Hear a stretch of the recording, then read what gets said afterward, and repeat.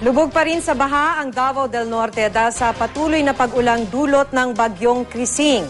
Mahigit 100 pamilya na sa bayan ng Kapalong ang lumikas matapos umapaw ang ilog doon. Isa nang namatay sa pagkalunod sa baha. Makibalita tayo kay Sheila Vergara ng GMA Davao.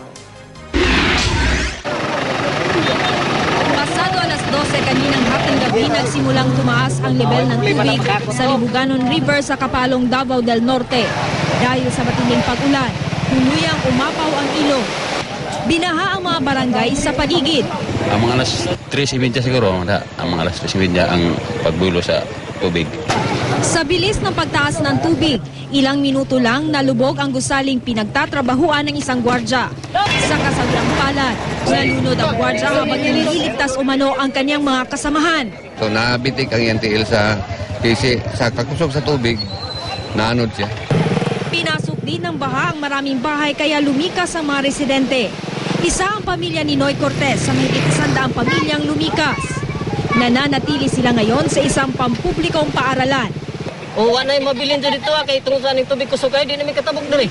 Nakapagbigay na ng inisyal na tulong ang lokal na pamahalaan sa mga nasalanta.